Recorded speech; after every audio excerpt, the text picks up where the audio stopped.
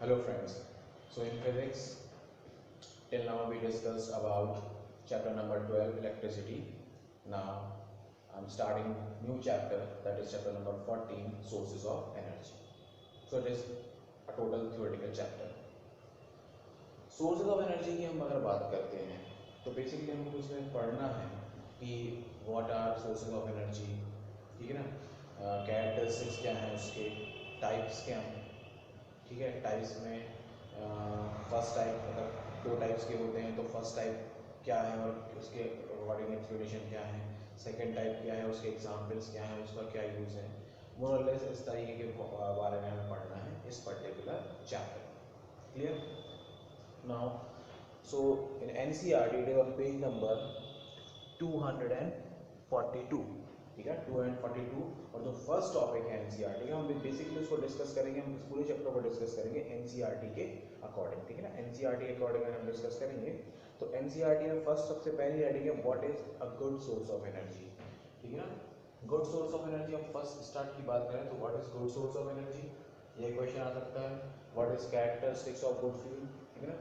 What are the characteristics of good source of energy and what is good source of energy? What are the characteristics of good fuel or what are the characteristics of an ideal fuel or ideal source of energy? इस तरीके से किसी तरीके से भी question आपको पूछा जा सकता है कि गुड सोर्स ऑफ एनर्जी के कैरेक्टरिस्टिक्स क्या होते हैं, आइडियल फ्यूल के कैरेक्टरिस्टिक्स क्या हैं, ठीक है ना, गुड फ्यूल के कैरेक्टरिस्टिक्स क्या हैं, आइडियल सोर्स ऑफ एनर्जी के कैरेक्टरिस्टिक्स क्या हैं, ठीक है ना। तो हम बेसिकली ये 4-5 कैरेक्टरिस्टिक्स हैं, इसको हम एक करके डिस्कस कर सकते हैं। तो ठीक है, इन सब पे अगर आपको क्वेश्चन आता है तो आपको सब पे ये आंसर एक ही कॉमन लिखना है, ठीक है।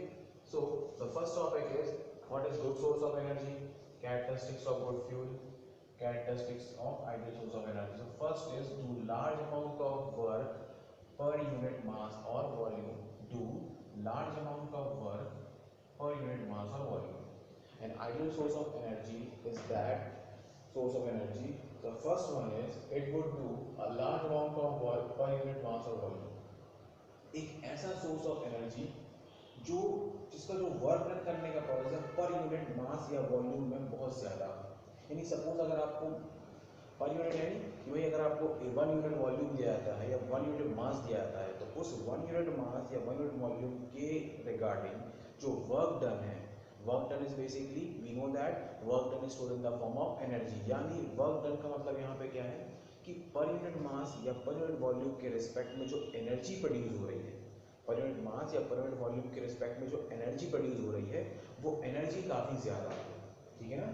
वो एनर्जी काफ़ी ज़्यादा, मतलब कम चीज़ में ज़्यादा एनर्जी प्रोड्यूस कर सके, कम मास या कम वॉल्यूम के रिस्पेक्ट में ज़्यादा एनर्जी प्रोड्यूस कर सके, that is the first characteristic, ठीक है। सेकेंड इजीली एक्सेसिबल, ठीक है ना। इजीली एक्सेसिबल का मतलब ये है कि उसको हम आसानी से एक्सेस कर सकते हैं, आसानी से ला सकते हैं, आसानी से एक्सेस कर सकते हैं, आसानी से यूज़ कर सकते हैं, ठीक है ना। ठीक है, ज़्यादा उसमें डिफिकल्टी नहीं होना चाहिए, इजीली हम उसको आसानी से एक्सेस कर सकते हैं, ठीक है ना, बिना कुछ ज़्यादा उसमें कुछ करें, ठीक है। Third point is easy to store and transport, आसानी से जो स्टोर हो सकता है, आसानी से जो ट्रांसपोर्ट हो सकता है, ठीक है ना। ये थर्ड कैरेक्टरिस्टिक्स है कि उसको हम उसका स्टोरेज जो स्टोर है उसको हम आसानी से कहीं भी स्टोर कर सकते हैं प्रॉपरली, ज़्यादा कुछ हमें अलग से कुछ ज़्यादा काम धाम नहीं करना पड़ता उसके स्टोरेज के लिए, ठीक है ना। आसानी से ट्रांसपोर्ट हो सकता है, लाइक LPG सिलेंडर, इस सबसे अच्छा कॉमन एग्जाम्पल है LPG सिलेंडर जो हम कॉमनली यूज़ करते हैं। आप देखो इजीली एक्सेसिबल है, आसानी से मिल जाता है, आसानी से कहीं भी आप रख दो, उसमें कहीं भी कुछ ऐसा मेंशन नहीं होता कि store and cool and dry is like this. आप कहीं भी किसी भी रूम में कैसे भी रूम में स्टोर कर सकते हो, आसानी से ट्रांसपोर्ट कर सकते हो, आप बहुत आसानी से आपको 2 व्हीलर पे ला सकते हो, आपके यहाँ जो डिलीवरी बॉय है वो लेके आता है, आप 4 व्हीलर ला सकते हो, आसानी से ट्रांसपोर्ट कर सकते हैं। तो ये सबसे अच्छा उसका एग्जाम्पल है। फोर्थ इज इकोनॉमिकल होना चाहिए, बजट में आना चाहिए, मनी के अकॉर्डिंग इकोनॉमिकल, यानी इजी टू परचेस, हर कोई, हर एक आम आदमी भी, ठीक है ना, एक आम आदमी भी और एक गरीब आदमी भी उसे परचेस कर सके, आसानी से परचेस कर सके, दैट इज इकोनॉमिकल, यानी बजट में प्राइस के according. Last is creates almost negligible pollution, मतलब ऐसा जो नाम मात्र पॉल्यूशन करता है या ना के बराबर पॉल्यूशन क्रिएट करता है, ठीक है ना। नेग्लिजिबल पॉल्यूशन यानी लगभग ना के बराबर pollution create, like LPG cylinders, आपकी जो LPG है, ठीक है, लिक्विड पेट्रोलियम गैस जो है बेसिकली वो क्या है, वो यही है। उससे अगर पॉल्यूशन होता भी है तो आप बोलते ऐसा जो ना के बराबर है, हम उसको कहेंगे ऑलमोस्ट नहीं होता है, या इतना कम कि उसका मतलब अगर आप उसको कैलकुलेट कर रहे हो आप कहोगे सर ज़्यादा फर्क नहीं पड़ता है, बहुत ही माइन्यूट है, बहुत ही कम, तो वैसा हो गया पॉइंट। ठीक है, तो ये पांचों के पांचों पॉइंट क्या है, आइडियल सोर्स ऑफ एनर्जी के पॉइंट है, आइडियल कैरेक्टरिस्टिक्स ऑफ फ्यूल के पॉइंट है। ठीक है ना, कि it should do large amount of work per unit mass और volume, easily accessible, easy to store and transport, economical and creates almost negligible pollution. So these are the points regarding this particular heading. Clear है? ये सारी चीजें होना चाहिए। अब अगर मैं इसके बाद अगर ब्लूप्रिंट क्वेश्चन की बात करता हूँ जो पेज नंबर 243 पे है, तो उसका क्वेश्चन फर्स्ट और सेकंड का आंसर यही है। फर्स्ट क्वेश्चन है what is a good source of energy and what is a good fuel. A good source of energy or a good fuel is that which possess the following characteristics। आप क्या रखोगे, good source of energy या good fuel क्या है, जो ये सारे characteristics को include करता है, and its characteristics are all these points you have to write। clear, यही है characteristics उसकी। ठीक है, थर्ड क्वेश्चन की अगर हम बात करते हैं उसी पेज पे 243 पेज पे जो थर्ड क्वेश्चन है ब्लूप्रिंट का, वो क्या बोल रहा है, if you could use any source of energy for heating your food, which one would use and why। अगर आप अपने फूड को हीट करने के लिए कोई भी सोर्स ऑफ एनर्जी यूज करते हो तो कौन सा यूज करोगे और क्यों। हम बोलेंगे हम बेसिकली एलपीजी यूज करते हैं, लिक्विड पेट्रोलियम गैस यूज करते हैं, और क्यों यूज करते हैं, again because of this following cylinder. आप अपने फूड को कुक करने के लिए आप बेसिकली सबसे ज़्यादा क्या प्रेफर करते हो, सिलेंडर्स प्रेफर करते हो, गैस सिलेंडर। ठीक है, गैस यूज करते हो, गैस बर्नर यूज करते हो, तो उसमें कौन सी गैस है, एलपीजी है। क्यों प्रेफर करते हैं, because of these following characteristics. In following characteristics के कारण हम उसको प्रेफर करते हैं। क्लियर है, ये हो गया आपके तीन आंसर्स। ठीक है ना, पहले तीन क्वेश्चन के। Clear. Now the next topic that is on page number 244 is conventional sources of energy. जो नेक्स्ट टॉपिक है वो क्या है आपका, sources of energy. Actually sources of energy जो है वो बेसिकली दो कैटेगरी में डिवाइड होता है। Sources of energy divide into two parts और two category. First one is conventional और non renewable source of energy. First one क्या है, कन्वेंशनल और non renewable source of energy, and second is non conventional और renewable source of energy. ठीक है ना, conventional या नॉन रिन्यूएबल और नॉन कन्वेंशनल या रिन्यूएबल। Conventional, non renewable. ठीक है, इसकी डेफिनेशन क्या होगी, non renewable sources of energy are those sources of energy, conventional और non renewable sources of energy are those sources of energy which cannot be replenished or retained after a fixed interval of time। ठीक है ना, I'm repeating my definition। Conventional or non-renewable source of energy is that source of energy which cannot be replenished or retained after a fixed interval of time। Example, fossil fuels, coal, petroleum, charcoal, natural gas, etc. ये सब क्या है basically example fossil fuels, या कोल, petroleum, charcoal, natural gas, ये सब की क्या है, ये बेसिकली हमारे कन्वेंशनल सोर्स ऑफ एनर्जी है। ठीक है, लेकिन क्या बोल रही थी, ऐसे सोर्स ऑफ एनर्जी जिसे आप दोबारा रिटेन नहीं कर सकते, दोबारा बना नहीं सकते, दोबारा प्रोड्यूस नहीं कर सकते, ठीक है ना, उनको हम बोलते हैं non conventional source of energy. यानी इनका एक फिक्स्ड इंटरवल टाइम के बाद, यानी कुछ सालों बाद, हजारों सालों बाद इनका जो इनका जो डिस्ट्रक्शन है वो होना ही है, ये धीरे धीरे कम होते जा रहे हैं और दोबारा इन्हें बनाया नहीं सकता, यानी एक टाइम के बाद ये खत्म हो जाएंगे, उसे आप दोबारा रिप्लेनिश या रिटेन नहीं कर सकते। क्लियर। अब second half, non conventional source of energy और renewable source of energy. Non conventional या रिन्यूएबल, ठीक है ना, एग्जाम्पल सन, वाटर, विंड। तो रिन्यूएबल सोर्स ऑफ एनर्जी क्या है, इसको हम डेफिनेशन वाइज समझे तो आप क्या लिखोगे, रिन्यूएबल सोर्सेज ऑफ एनर्जी और non conventional source of energy are those source of energy which can be replenished और retain after a fixed interval of time. जिन्हें हम रिप्लेनिश भी कर सकते हैं, रिटेन भी कर सकते हैं, वो कभी भी एग्जॉस्ट नहीं होंगे। इसको हम एक और नाम बोल सकते हैं exhaustible source of energy, inexhaustible source of energy, ठीक है ना। इसको हम क्या बोलते हैं, कन्वेंशनल और नॉन रिन्यूएबल और एग्जॉस्टेबल, नॉन कन्वेंशनल, रिन्यूएबल और इनएग्जॉस्टेबल सोर्स ऑफ एनर्जी, यानी जो कभी खत्म नहीं होंगे, टाइम के बाद उसको हम दोबारा रिप्लेनिश और रिटेन कर सकते हैं, उनको हम बोलते हैं रिन्यूएबल। इसको रिन्यू किया जाता है एक पर्टिकुलर इंटरवल ऑफ टाइम के बाद।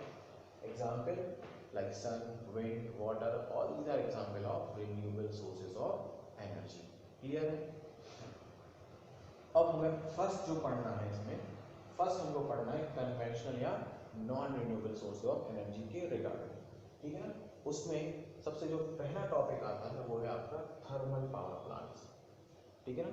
जो फर्स्ट टॉपिक है उसमें वो क्या है आपका, थर्मल पावर प्लांट्स।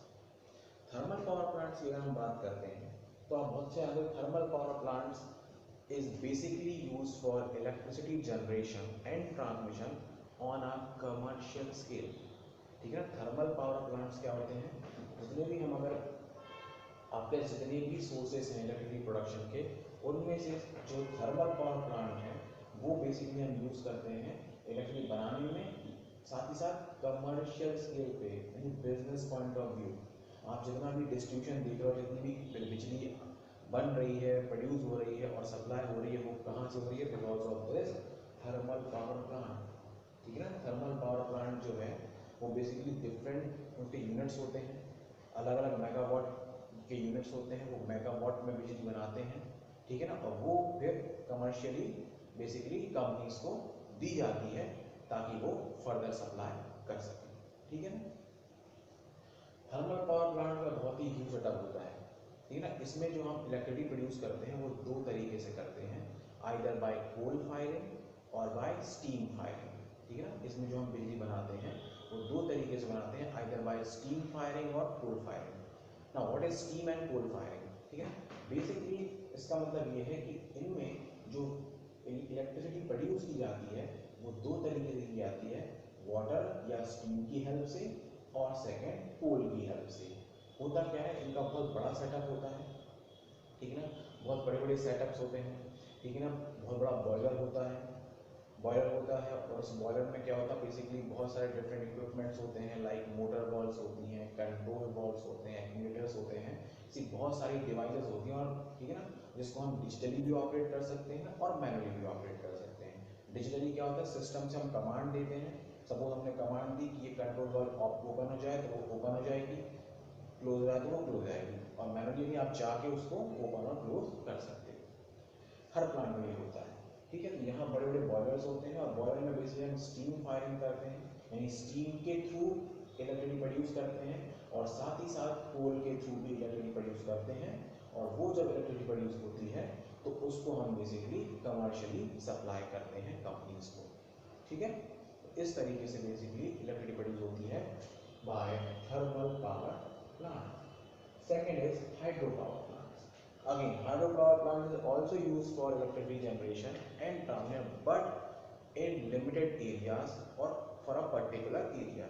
किसी particular area के लिए, suppose आपने कहा कि जैसे कि आप अगर दमोह की बात करें तो आप बोलोगे सबसे अच्छा एग्जाम्पल है इसका हमारा माइसेन सीमेंट प्लांट। माइसेन सीमेंट प्लांट जो है वो उसका खुद का हाइड्रो पावर स्टेशन है जो कोपरा नदी में बना है, ठीक है। उसका खुद का हाइड्रो पावर स्टेशन है जो कोपरा नदी बना है, यानी वो खुद अपनी जो कंपनी है, अपनी जो मतलब उसका जो यूनिट है, ठीक है ना, उसका यूनिट इनलाइन में है और सेकेंड ईयर सिंगल में, तो उसके लिए वो खुद इलेक्ट्रिसिटी प्रोड्यूस करते हैं, ठीक है। कोपरा नदी के जो वाटर है उसको यूटिलाइज करके वो अपने प्लांट के लिए और कॉलोनी के लिए, जो उनकी कॉलोनीज हैं उसके लिए, और जो प्लांट है उसके लिए वो खुद बिजली बनाते हैं और वो इलेक्ट्रिसिटी यूज करते हैं प्लांट की रनिंग के लिए और कॉलोनीज में सप्लाई करने के लिए, ठीक है ना। यानी हाइड्रो पावर प्लांट से क्या होता है, हम एक पर्टिकुलर एरिया को या पर्टिकुलर कॉलोनी को या पर्टिकुलर जगह को इलेक्ट्रिसिटी सप्लाई कर सकते हैं।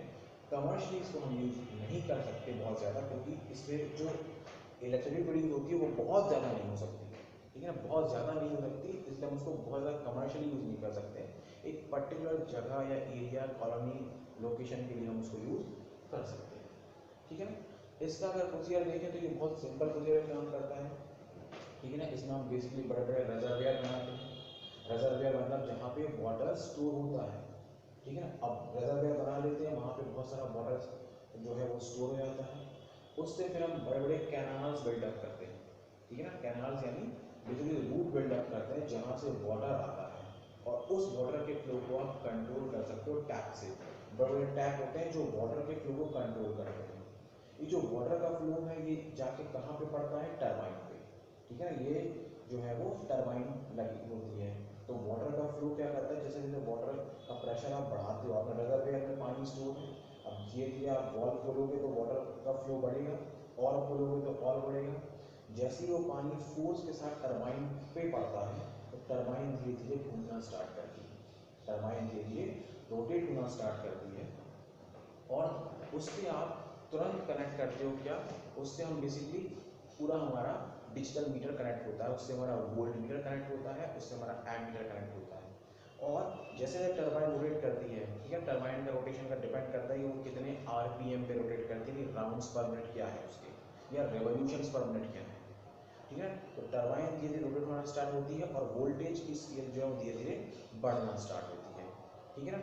अब वोल्टेज की स्केल को आपको बढ़ाना है तो आप क्या करते हो, वाटर के फ्लो को और ज़्यादा करते हो, टैप और खोलते हो, टैप खोलने से वाटर का प्रेशर और बढ़ेगा, वाटर का प्रेशर बढ़ेगा तो टरबाइन पे जिस प्रेशर से टरबाइन पे पानी पड़ रहा है वो और तेज़ी से बढ़ेगा, यानी टरबाइन का जो रोटेशन है वो और तेज होगा, टरबाइन का जो आरपीएम है वो बहुत ज़्यादा घूमेगा, और उसके कारण क्या होगा, जैसे जैसे टरबाइन का आरपीएम बढ़ता जाएगा, टरबाइन का रोटेशन फास्ट होती जाएगी, धीरे धीरे वोल्टेज की स्केल बढ़ती जाएगी, बढ़ती जाती है, और जैसे ही वो 220 वोल्ट को टच करती है, जैसे ही वो वोल्टेज की स्केल 220 वोल्ट को टच करती है, उससे जो वायर कनेक्ट होते हैं आप देखते हो तुरंत उसमें इलेक्ट्रिसिटी का प्रोड्यूस होना स्टार्ट हो जाती है, कहाँ, एट 220 वोल्ट, ठीक है। आपने टरबाइन से पानी को टरबाइन पे फेंका या टरबाइन पे डाल रहे हो, उस वाटर प्रेशर के कारण टरबाइन रोटेट हो रही है, जितना ज़्यादा प्रेशर उतना स्पीड में टरबाइन रोटेट होगी, ज़्यादा आरपीएम घूमेगी, और वो धीरे धीरे वोल्टेज स्केल से जो कनेक्ट है वो बढ़ती जाएगी बिकॉज ऑफ इट्स आरपीएम, ठीक है। और जैसे ही वोल्टेज स्केल बढ़ते बढ़ते 220 वोल्ट को टच करेगी, at 220 volt electricity generation start, ठीक है, वायर में करंट होना स्टार्ट हो जाएगा, और कितने एम्पियर करंट फ्लो हो रहा है वो आप देख सकते हो, ठीक है ना। एमीटर जो लगा होगा उसकी रेटिंग में कि आई कितने एम्पियर करंट फ्लो हो रहा है, ठीक है ना। तो इस तरीके बहुत ही बेसिक तरीका है जिससे हम हाइड्रो पावर स्टेशन से इलेक्ट्रिसिटी को प्रोड्यूस करते हैं किसी पर्टिकुलर एरिया को सप्लाई करने के लिए, ठीक है ना। तो ये जो बेसिकली दो एग्जाम्पल हैं वो किसके हैं, कन्वेंशनल सोर्सेज ऑफ। तो हमारा नेक्स्ट टॉपिक क्या है, तो हमारा नेक्स्ट टॉपिक है basically improvements in technology for using conventional sources of energy.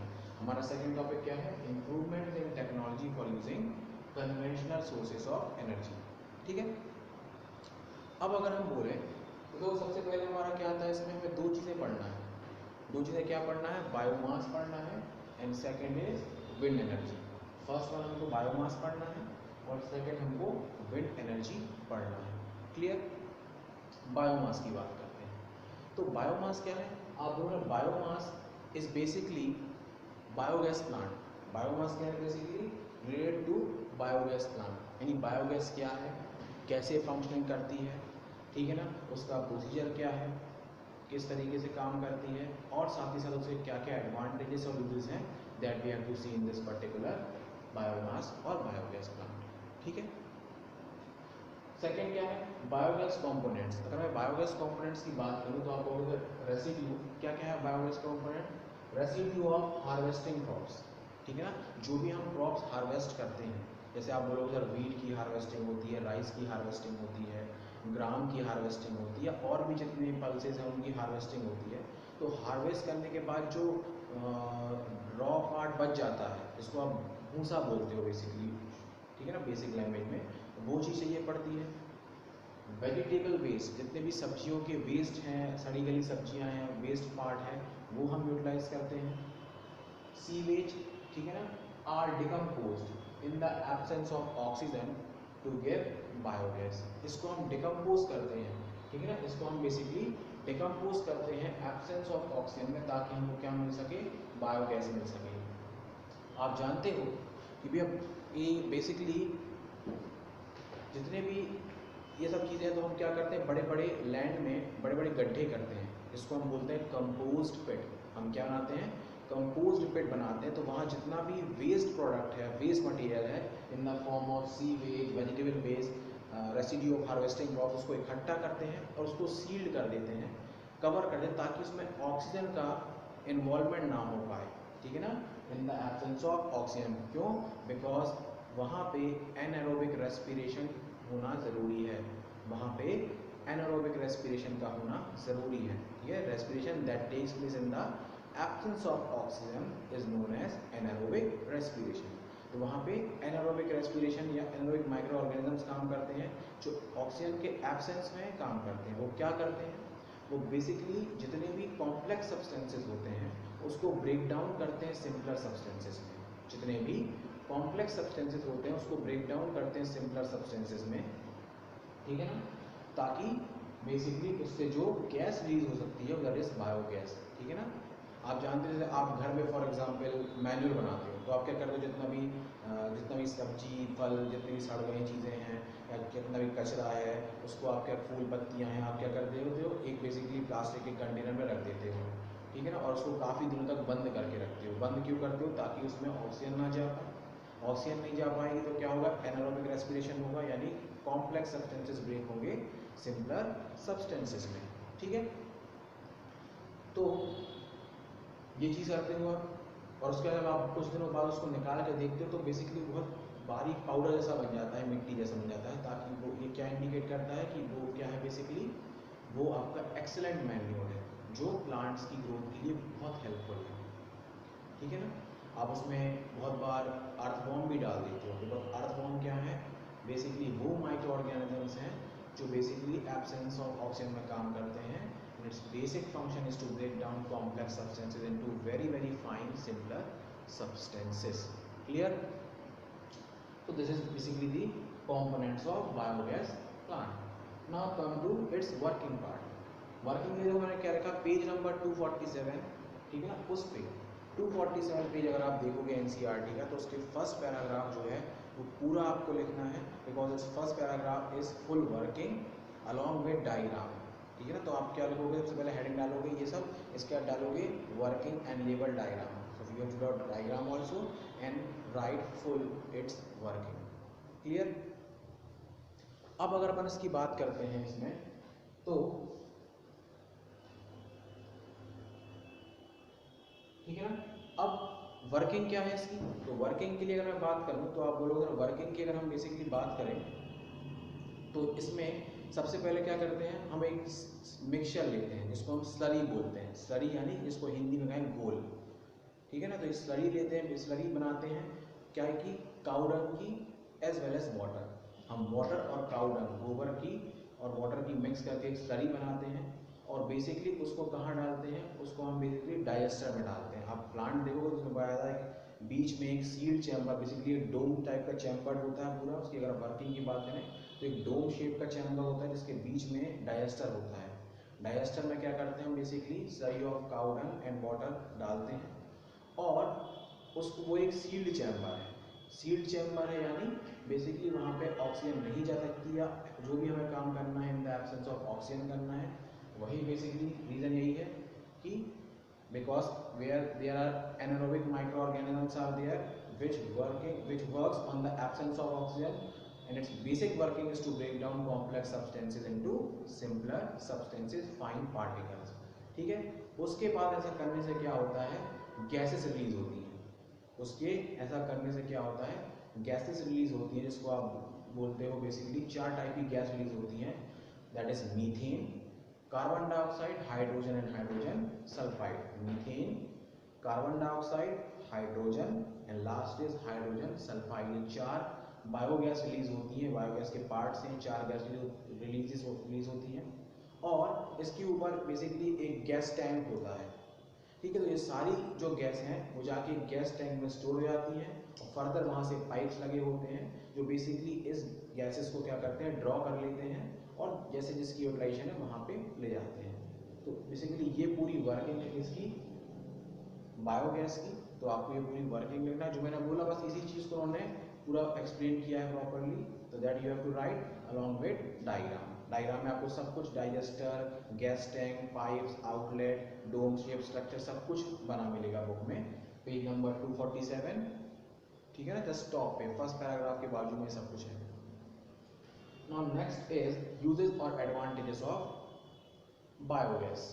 First one, it is an excellent fuel that contains up to 75% methane.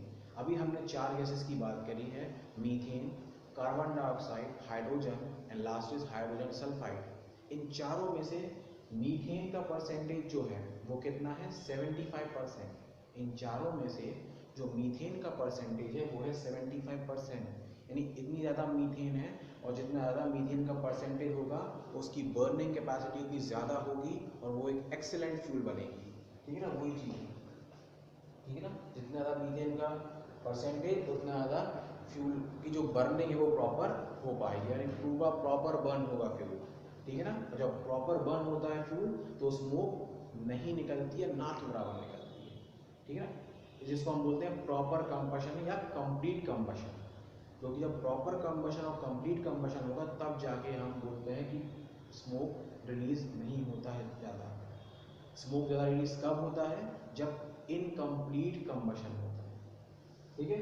Second, Burns without smoke, जो मैंने अभी बोला, लीविंग नो रेसिड्यू, ठीक है ना, ये जो है बिना स्मोक के बर्न होता है, और इसमें आप जानते हो मैक्सिमम जितनी चीज़ आप अगर बर्न करते हो तो कुछ ना कुछ ऐश के फॉर्म में रेसिड्यू या लेफ्ट पार्ट बच जाता है। रेसिड्यू यानी लेफ्ट पार्ट, जो बचा हुआ पार्ट है। तो क्योंकि ये बिना स्मोक के बर्न होता है तो कोई भी रेसिड्यू या लेफ्ट पार्ट नहीं बचता इसमें।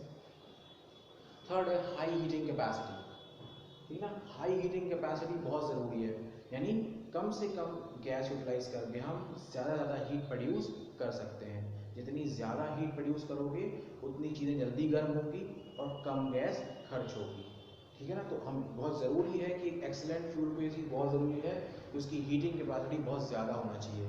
उसमें क्या एडवांटेज है, उसकी कंजम्पशन कम होती है और हीट ज़्यादा प्रोड्यूस होती है, ठीक है ना। जैसे आप क्या बोलते हो, ज़्यादा एवरेज का मतलब क्या है, कम से कम पेट्रोल यूटिलाइज करे और ज़्यादा किलोमीटर चले, इसी को बोलते हो ज़्यादा एवरेज दी रही है। तो ये चीज़ बहुत ज़रूरी है आपके लिए व्हीकल में। सिमिलरली यहाँ पे भी वही चीज़ है, कम से कम गैस यूटिलाइज होके ज़्यादा से ज़्यादा हीट प्रोड्यूस करे, दैट इज़ अवर मोटिव, तो ये पूरा करता है। Fourth is it is use for lightning purpose, ठीक है ना, लाइटनिंग के लिए भी हम यूज़ करते हैं। आप जानते हो बहुत सारे हाइड्रोजन बल्ब्स होते हैं, ठीक है ना, जो लाइट प्रोड्यूस करते हैं, तो उसमें हाइड्रोजन गैस यूटिलाइज होती है उसको लाइट करने के लिए, और वो हाइड्रोजन गैस हम बेसिकली कैसे यूटिलाइज करते हैं, बायोगैस से। अभी आपने देखा कि 4 कंपोनेंट में से एक गैस कौन सी है, हाइड्रोजन है, तो हम हाइड्रोजन गैस यूज़ करते हैं फॉर लाइटनिंग पर्पस, ठीक है। Last but not the least and it is very important, its left part, that is slurry, used as an excellent manure which is rich in nitrogen and phosphorus। जो ये left part बच गया जिसको आप slurry बोल रहे हो, आपने कहा सर हमारा फंक्शनिंग हुई, गैस बन गई, गैस यूटिलाइज हो गई, उसके बाद भी काफ़ी कुछ पार्ट बच जाता है स्लरी के फॉर्म में, उसका क्या यूज़ है, उसका सबसे अच्छा यूज़ ये है कि वो एक एक्सेलेंट मैन्योर है। क्यों एक्सेलेंट मैन्योर है, because of these two components, because it is rich in nitrogen and phosphorus, and these two components are very essential for the proper growth of crop। किसी भी क्रॉप की proper growth के लिए बहुत ज़रूरी है कि वो क्रॉप को प्रॉपर नाइट्रोजन और फॉस्फोरस मिले उस सॉइल से। वो सॉइल जितनी रिच होगी नाइट्रोजन और फॉस्फोरस कंटेंट्स में, क्रॉप की ग्रोथ उतनी प्रॉपर और अच्छी होगी, ठीक है ना। इसलिए जो लेफ्ट पार्ट है वो हम बेसिकली क्रॉप्स में डालते हैं, ठीक है ना, खाद बना के खाद की तरह यूटिलाइज करते हैं, ठीक है ना। क्यों, क्योंकि उसमें ये नाइट्रोजन और फॉस्फोरस बहुत ज़्यादा होता है, जिसके कारण प्लांट्स की जो ग्रोथ है वो बहुत अच्छी और प्रॉपर हो पाती है, ठीक है ना। So this is all about biomass and biogas plant, ठीक है ना। तो ये इस टॉपिक के अकॉर्डिंग फर्स्ट पार्ट आपका ये है। Now the second part that we going to discuss is wind energy. Wind energy is nothing but a windmill which is used to produce energy, that is known as wind energy। Wind energy क्या है, कुछ नहीं, हम जब windmills use करते हैं energy को produce करने के लिए, तो उसके कारण जो एनर्जी प्रोड्यूस होती है उसे हम क्या बोलते हैं, विंड एनर्जी बोलते हैं। और वो फार्म्स, जो बड़े बड़े फार्म्स होते हैं, क्योंकि एक विंड मिल से तो होता नहीं है, बहुत सारी विंड्स मिल हमें यूटिलाइज करनी पड़ती है, तो उसको हम बोलते हैं विंड एनर्जी फार्म्स। क्या बोलते हैं? Wind energy farms. ठीक है, बिकॉज बहुत सारी विंड मिल लगती हैं, तब जाके आप उतनी इलेक्ट्रिसिटी बना पाते हो कि किसी प्रॉपर एरिया की कंजम्पशन को फुलफिल कर पाओ। ठीक है, ठीक है। So wind mill is used to generate wind energy and to generate electricity. Rotary motion of wind mill is used to rotate turbine of electric generator. ये उसकी वर्किंग में क्या बोल रहा है, आप कैसे बनाते हो, तो आप बोलते चलो विंड मिल जो है, विंड मिल क्या है, विंड मिल जब रोटेट होती है तो विंड मिल के रोटेशन से जो एनर्जी प्रोड्यूस होती है, उस एनर्जी को हम कहाँ पे देते हैं? टरबाइन पे। जो टरबाइन उससे बेस में कनेक्टेड होती है, वो जो एनर्जी है वो उस टरबाइन को रोटेट करने में हेल्प करती है, और टरबाइन के रोटेट होने से इलेक्ट्रिसिटी जनरेट होती है, ये हम जानते हैं। ठीक है ना। तो जो आप विंड मिल से जितनी आपने एनर्जी प्रोड्यूस करी, उस एनर्जी से टरबाइन रोटेट होगी, और टरबाइन रोटेट होने से क्या होगा? इलेक्ट्रिसिटी जनरेट होगी। क्लियर है? So this is the basic function of wind mills और विंड एनर्जी। ठीक है, अब हम बात करते हैं, तो बड़े बड़े हम फार्म्स बनाते हैं जहाँ पे बहुत सारी विंड मिल्स रहती हैं, और विंड मिल्स की जितनी भी एनर्जी उसको हम इकट्ठा कंपोज करते हैं, और उससे हम बेसिकली टरबाइन रोटेट करते हैं, ताकि प्रॉपर एरिया के लिए जितनी भी हमें ज़रूरत है उतनी हम इलेक्ट्रिसिटी प्रोड्यूस कर सकें। क्लियर है? Second, advantages. क्या क्या एडवांटेजेस हैं विंड एनर्जी के, या विंड एनर्जी फार्म्स के, या विंड मिल के? क्या एडवांटेजेस हैं? तो first is it is environment friendly. First word क्या है? Environment friendly. सबसे बढ़िया चीज़ ये है, आप लोग अगर इसमें हमें कुछ भी अलग से कहना चाहिए, कुछ ना कोल देना पड़ रहा है, ना वाटर देना पड़ रहा है, ना कोई स्मोक रिलीज हो रही है, कुछ भी नहीं है। सीधे विंड का ब्लो चाहिए हमको, वो विंड का ब्लो क्या करेगा हमें? हमारी बेसिकली विंड मिल की जो ब्लेड्स हैं, विंड मिल आप देखोगे तो इलेक्ट्रिक फैन जैसा स्ट्रक्चर होता है, उसमें बड़ी बड़ी ब्लेड्स लगी होती हैं और वो रोटेट करती हैं। ठीक है, तो विंड है, विंड जो है वो विंड मिल के ब्लेड्स रोटेट करेगी, उससे जो एनर्जी प्रोड्यूस होगी वो टरबाइन रोटेट करेगी। तो कहीं भी कुछ भी पॉल्यूशन क्रिएट नहीं हो रहा है, ना हम कुछ एक्सटर्नल उसमें कुछ चीज़ दे रहा है, ना कोई स्मोक प्रोड्यूस हो रहा है, तो कुछ भी उसमें ऐसा नहीं है जो एनवायरनमेंट को डायरेक्टली या इनडायरेक्टली नुकसान करे। इट इज, इसलिए हम इसको बोलते हैं it is totally environment friendly. ठीक है ना, बिकॉज ये कहीं भी आपके एनवायरनमेंट को अफेक्ट नहीं कर रही। Second, efficient source of renewable energy. बहुत अच्छा सोर्स है रिन्यूएबल एनर्जी का, इसको आप रिटेन कर सकते हो, रिप्लेनिश कर सकते हो, ये कभी एग्जॉस्ट नहीं होगा। ठीक है ना, क्यों? क्योंकि विंड एनर्जी फॉर्म कभी विंड जो है, विंड एनर्जी क्या है? रिन्यूएबल सोर्स ऑफ एनर्जी है। विंड चलना तो कभी बंद नहीं होगी, हमेशा चलती रहेगी, इसलिए विंड एनर्जी फॉर्म्स हमेशा बनाते रहोगे आप, और इससे हमेशा इलेक्ट्रिसिटी प्रोड्यूस कर लोगे। इसलिए कैसी है ये?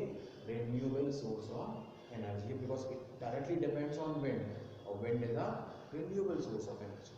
ठीक है।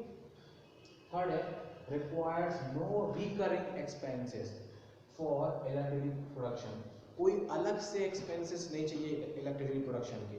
ठीक है ना, कोई अलग से रिकरिंग एक्सपेंसेस नहीं चाहिए पड़ते हैं हमें इलेक्ट्रिसिटी बनाने के लिए। ठीक है ना, कि आप बोलोगे अलग से ये सेटअप लगाना पड़ता है, वो सेटअप लगाना पड़ता है, ये रॉ मटेरियल देना पड़ता है, वो रॉ मटेरियल देना पड़ता है, तब जाके कहीं चीज़ हो पाती है। जैसे आप बोल रहे हो थर्मल पावर प्लांट की बात करें, आप कूल अलग से एक रॉ मटेरियल की तरह ला रहे हो, वाटर रॉ मटेरियल की तरह दे रहे हो, स्टीम रॉ मटेरियल की तरह दे रहे हो। ठीक है ना, ये सारी चीज़ें क्या हैं? बेसिकली आप अलग से दे रहे हो, तो इसके एक्सपेंसेस अलग जुड़ते हैं। ठीक है ना, इसमें ऐसा कोई एक्सपेंस नहीं है। विंड ब्लो करना, वो आपसे कोई एक्सपेंस नहीं मांग रही। ठीक है ना, वो तो जब तक अर्थ है तब तक तो विंड ब्लो करेगी करेगी, इसलिए इसमें कोई अलग से भी करेंट एक्सपेंसेस नहीं कर सकते हैं for electricity generation. So these are the advantages of wind mill. ठीक है, नेक्स्ट इज डिसएडवांटेजेस और limitations of wind mill. Disadvantages और लिमिटेशंस ऑफ विंड मिल की अगर हम बात करें तो क्या है? सबसे पहला, used in those places where wind flows greater part of the year और maximum part of the year. ये सिर्फ उन्हीं जगह पे काम करता है जहाँ पे विंड साल के ज़्यादा महीनों में फ्लो करती है, यानी साल के 12 महीने में मैक्सिमम पार्ट, यानी मैक्सिमम से मैक्सिमम मंथ 10 महीने, 12 महीने, 8 महीने, मैक्सिमम जितने महीने भी, यानी उन एरियाओं में हम यूटिलाइज करते हैं जहाँ विंड ज़्यादा फ्लो करती है पूरे साल भर के महीनों में, ठीक है ना। उन जगहों पे हम यूटिलाइज कर ही नहीं सकते जहाँ पे विंड बहुत कम ब्लो करती है या ब्लो ही नहीं करती, बिकॉज वहाँ पे कोई मतलब नहीं है। जहाँ पे विंड साल के ज़्यादातर पार्ट में बहती है, ज़्यादातर मंथ्स में फ्लो करती है, जहाँ उसकी प्रॉपर स्पीड हो पाती है, वहीं हम इसको यूटिलाइज कर सकते हैं। Second, required speed more than 15 km/h of wind so that it rotates turbine। सबसे इंपॉर्टेंट चीज, पहला तो ऐसे इलाकों में इनको लगाया जा सकता है, ऐसे प्लेसेस पे इसको हम सेटअप कर सकते हैं जहां विंड ब्लो करे maximum part of the year. Second, to rotate turbine, अगर आपको टरबाइन को रोटेट करना है तो विंड कम से कम कितनी स्पीड की फ्लो होना चाहिए, भाई आप बोलो ना कि भाई विंड इस स्पीड की फ्लो होगी तब जाके उसके ब्लेड्स अगर घूमेंगे तो उससे एनर्जी प्रोड्यूस कर सकते हैं जो टरबाइन रोटेट करेगी। तो कम से कम जो विंड वहाँ फ्लो हो रही है उसकी स्पीड कम से कम 15 km/h या उससे ज़्यादा होना चाहिए। अगर इससे कम स्पीड की विंड ब्लो कर रही है तो उससे ब्लेड्स उतना स्पीड में नहीं घूम पाएंगे जिससे टरबाइन से इलेक्ट्रिसिटी बनाया जा सके। तो टरबाइन को प्रॉपर रोटेट करने के लिए ज़रूरी है कि वहाँ पे जो बहने वाली विंड है उसकी स्पीड इस स्पीड से ज़्यादा होना चाहिए, यानी वहाँ पे जो विंड ब्लो करे उसकी स्पीड 15 km/h या उससे ज़्यादा होगी, तब जाके आपकी जो विंड मिल की ब्लेड्स हैं वो उस स्पीड से घूम पाएंगी जिससे इतनी एनर्जी बन सके कि वो टरबाइन को रोटेट कर सके फॉर इलेक्ट्रिसिटी जनरेशन। बिकॉज अगर इस स्पीड से कम स्पीड से विंड ब्लो कर रही है तो टरबाइन रोटेट हो ही नहीं सकती उस स्पीड पे जिस स्पीड पे इलेक्ट्रिसिटी जनरेट होती है, ठीक है। तो ये स्पीड भी एक कंस्ट्रेंट है।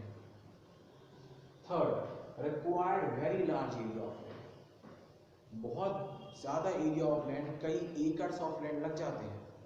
आपको बिलीव नहीं होगा, आप बोलोगे सर अगर हमें सिर्फ 2 मेगावाट की बिजली चाहिए, सिर्फ 2 मेगावाट की बिजली चाहिए तो उसके लिए कम से कम 2 हेक्टेयर्स ऑफ लैंड चाहिए, 2 हेक्टेयर ऑफ लैंड चाहिए आपको, 2 हेक्टेयर ऑफ लैंड चाहिए सिर्फ 2 मेगावाट बिजली बनाने के लिए। और आप सोच सकते हो कि सर सिर्फ 2 मेगावाट बिजली के लिए अगर हमें 2 हेक्टेयर ऑफ लैंड चाहिए तो सपोज आपको अगर 400 या 500 मेगावाट बिजली चाहिए, कम से कम 400-500 हज़ार मेगावाट बिजली चाहिए, तो आप लगा सकते हो कि कितनी हेक्टेयर ऑफ लैंड लग जाएगी उससे उतनी इलेक्ट्रिसिटी प्रोड्यूस करने के लिए, ठीक है ना। इसलिए इसकी एस्टेब्लिशमेंट कॉस्ट बहुत हाई होती है, बहुत महंगी पड़ती है, बिकॉज उतनी लैंड चाहिए, ठीक है ना, तब जाके आप सेटअप कर पाओगे।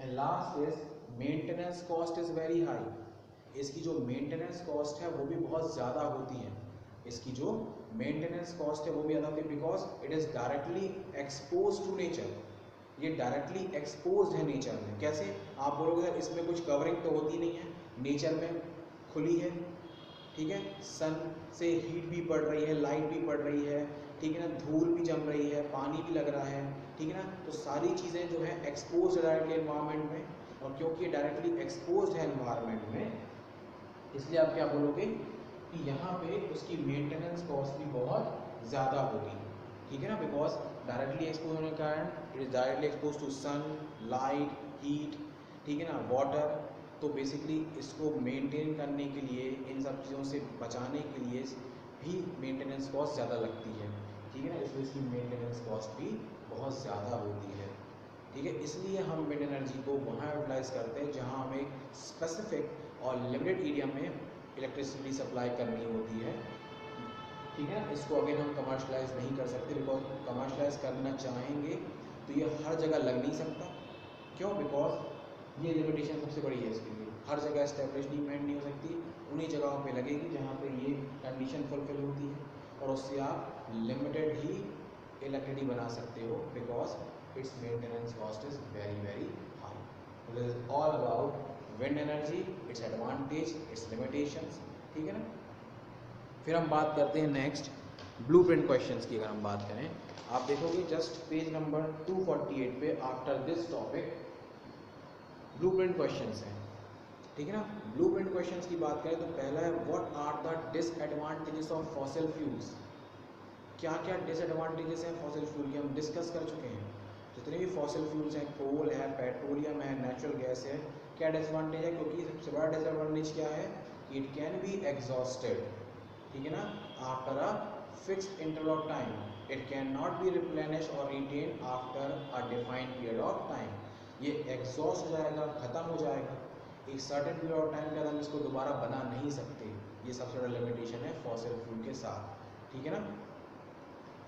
और एनवायरमेंट फ्रेंडली नहीं है, कोल, चारकोल, ये एनवायरमेंट फ्रेंडली नहीं है, it creates a lot of pollution, ठीक है ना। ये सेकंड उसका डिसएडवांटेज हो गया।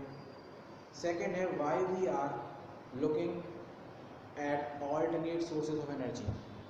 Alternate source of energy, alternate source of energy की हम बात करें तो ऐसे सोर्स ऑफ एनर्जी हमें यूज़ करना है जो हम बेसिकली यूटिलाइज कर सकें।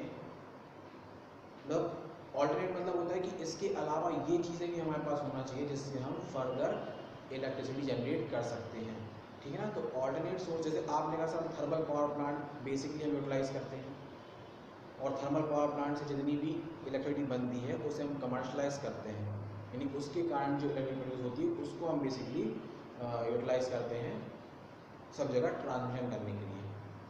अब आपने कहा सर मान लीजिए उसके अलावा भी क्या है, तो आप बोलो सर विंड एनर्जी हो गई, बायोगैस हो गए, हाइड्रो पावर प्लांट्स हो गए, ठीक है, आगे भी आप बहुत सारी चीज़ें देखोगे तो ये सब क्या है, ऑल्टरनेट सोर्स ऑफ एनर्जी हैं। न्यूक्लियर प्लांट, न्यूक्लियर प्लांट भी जो है वो बहुत बड़ा एग्जाम्पल है ऑल्टरनेट सोर्स ऑफ एनर्जी का, ठीक है ना। न्यूक्लियर एनर्जी जो है वो बहुत बड़ा एग्जाम्पल है आपका ऑल्टरनेट सोर्स ऑफ एनर्जी का, ठीक है ना। तो हम बेसिकली इसलिए यूज़ कर रहे हैं क्योंकि भविष्य में अगर ये सारी चीज़ें कम हो जाती हैं या हम उससे इलेक्ट्रिसिटी प्रोड्यूस उतना नहीं कर सकते हैं, तो हमारे पास कुछ ऐसे सोर्सेस होना चाहिए जिससे हम इलेक्ट्रिसिटी प्रॉपर प्रोड्यूस कर पाएँ और उससे यूटिलाइज कर पाएँ, ताकि जो यूटिलाइजेशन है चीज़ों का या वो बना रहे, वो कहीं कम ज़्यादा ना हो पाए। Next is how has the traditional use of wind and water been modified for our convenience? Wind and water, ठीक है ना। तो वाटर के लिए हम ऑलरेडी पढ़ चुके हैं, हाइड्रो पावर प्लांट्स, ठीक है ना, थर्मल पावर प्लांट्स। विंड के लिए ये हम यूज़ कर रहे हैं, तो इसमें आपको यही लिखना है। वाटर की बात करें तो आप हाइड्रो पावर प्लांट एक्सप्लेन कर सकते हो, थर्मल पावर प्लांट एक्सप्लेन कर सकते हो, ठीक है। और विंड की बात कर रहे हैं तो पूरा विंड एनर्जी फॉर्म या विंड एनर्जी या विंड मिल एक्सप्लेन कर सकते हो, ठीक है। तो थर्ड में आपको यही लिखना है, जहाँ वाटर की बात हो रही है वहाँ पे थर्मल और हाइड्रो, कि आज के टाइम में आप कैसे यूटिलाइज कर रहे हो वाटर को। तो हम वाटर यूटिलाइज करते हैं हाइड्रो पावर प्लांट्स में, थर्मल पावर प्लांट्स में, विंड यूटिलाइज करते हैं विंड एनर्जी फॉर्म्स में टू जनरेट इलेक्ट्रिसिटी। तो ये सब आपको उसमें एक्सप्लेन करना है, क्लियर, ठीक है। तो हम फिर नेक्स्ट वीडियो में देखते हैं अपना नेक्स्ट टॉपिक इसके बाद, क्लियर, थैंक यू।